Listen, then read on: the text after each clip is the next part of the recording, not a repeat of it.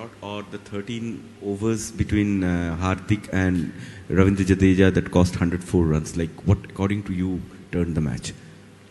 I think Sri Lanka played well. Thank you. That factor is also present. We're playing against a team, we're not playing amongst ourselves. Thank you. Sir.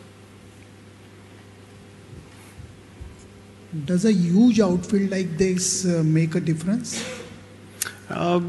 See, again, I personally thought that we had enough on the board halfway, during the break. And then I think our bowlers also bowled decently well. I mean, if batsmen come out and play like that and everyone plays well, then you have to give credit to the opposition as well. We're not invincible, we're playing against other sides who are also champion sides. And I've mentioned this before, it's Champions Trophy. You've got top 8 teams in the world. There's no guarantees that someone can't beat the other. And exactly what I said before the game. It doesn't mean that we necessarily, yes, when you lose games of cricket, you will find negatives, throughout the game.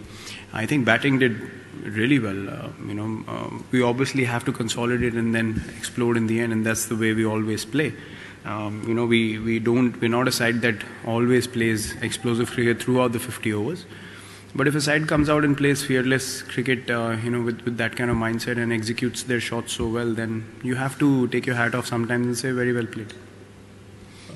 Virat, 2 days in a row, lower ranked teams have won. Pakistan beat South Africa. Now Lanka has beaten. So this seems to have opened the tournament a bit because the race is now very clear. It's now knockouts. It's become very exciting. I mean, virtually every game is a quarter-final now. In our group especially, all teams are on 2 points, and you have to win your next game to go through, which is, I think, an exciting position to be in for all the teams and for everyone involved in the tournament and the fans as well. I think it's a great scenario where you literally have 2 quarterfinals now, which is going to be even more competitive cricket. So we are pretty clear about the whole situation, and yeah, it certainly opened up the whole table for sure. Virat, you said that obviously Sri Lanka playing well was a factor, and yes, but when you have just the one spinner and he's taken for runs with four fast bowlers, does that become a bit unidimensional? You don't have somebody else to come in, rely on and do a job, maybe just control the runs with the only 4 fielders outside the circle in the middle overs? See, you always see the hindsight when you lose games of cricket.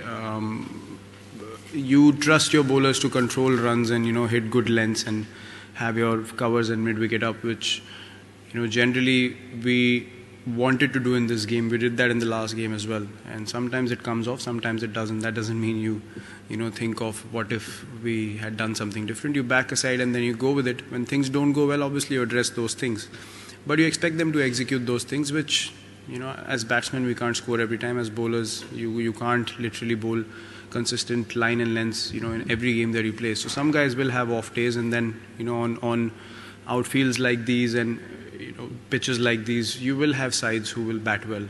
So it's, as I said, in one-day cricket no one is guaranteed a win, and you can play with 5 spinners or you can play with 5 fast bowlers. You have to bowl well in any case. So that's how I see it. Thank you, sir. Last 5, Nagaraj. Virat, you said that India are not invincible, but there are always lessons you can take from defeats like these. 2 areas, if you can talk about, in the bracket between 25 and 40 overs, India made about 80 runs, and the lack of swing, which is, I guess, a difficult thing for bowlers on these kind of wickets. How do you address this going forward? See, we didn't have any swing in Birmingham either, and I think we bowled pretty well. So that factor, I don't think. I thought, as I said, I thought we had enough, midway. But the good thing that they did was they did not lose wickets, and they kept rotating strike, which we as a team have done so many times. So sometimes teams are going to come up and do that against you, and sometimes you literally can't do anything in the game. You try to find ways to get people out, but it does not happen. And if you have a couple of guys having off days in between, you can't go in with 8 bowling options. You literally have 5 or 6 with the part-timer. In any case, if you play 2 spinners or you play 4 seamers. So yeah, if two guys are not able to execute their lines and lengths, it does become difficult. Me and Kedar, chipped in with our overs, and the game pulled back at that stage. But then again, everyone came out and played positive cricket from their team. When we got those 2 run-outs, we thought we can get a couple of wickets now. But again, those guys came in and played their shots, and it came off well. from the batting point of view, as I said, I thought we paced it well. I thought we had enough on the board. In hindsight, when you look back, maybe you'll think of phases that we could have accelerated, but I don't see that as a major issue. Maybe we will have to push harder now in the next few games to give us a 20-run cushion. Maybe after seeing a result like this, because we're playing on the same ground as well. Virat, only just 10-15 minutes into the game, so you need time to collect your thoughts. But will you think that is there a situation that where overhaul needs for the must-win game, or we will go with the tested ones? See, we'll have to sit down and think of how we match up against the opposition that we're playing against. And as I said, all options are open. We had certain things in mind which came off well once, it didn't come off well today. So yeah, I mean, there'll be a lot of things discussed, what went wrong and what combinations we can come out within the next game. And if we want to bring in a bit more balance into the bowling attack by changing it up a little bit, that'll be up for discussion as well. So there are all kinds of possibilities when you have a big squad, and you can choose players who are quality players as well. So definitely we'll have discussions on that. Thank you, sir. Last couple of questions. Virat, two questions. Number one is that in the past also your team has come through fire, starting from a Galle Test match to several other instances. How do you feel at this stage that you have to again back against the wall and be fighting and do or die match? And number two, did you consider Yuvraj today as a bowling option at any stage?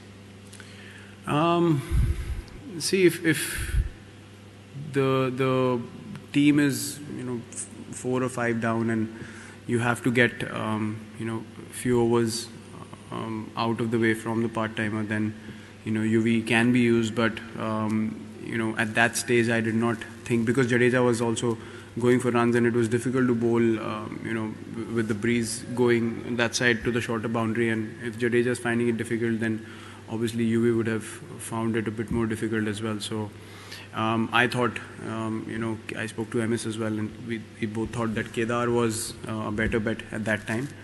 And then because in England generally, if you bowl little seamers, then you can trouble the batsman. So I thought, why not try a few overs there as well. So I think we covered up pretty well. Where the wicket is a bit more dry, then obviously UV comes into contention and I don't. So from that point of view, I think it was depending on the kind of situation we had in the game and what was going on the pitch. The spinners were finding it difficult, when we were bowling anyway. So I don't think that would have been a wise decision at that stage. Well, as I said, it's pretty clear. It's like a quarter-final. It's against a very high-quality side, and we have to go out there and play good cricket. If we had won this game, we still would have gone with the same mindset of winning the third one as well. So there's no room for complacency in a tournament like this, and we as a team certainly don't feel that even if we had 4 points on the board right now, we still would have gone out there to try and beat South Africa, and that's exactly the mindset we are going to take into the next game.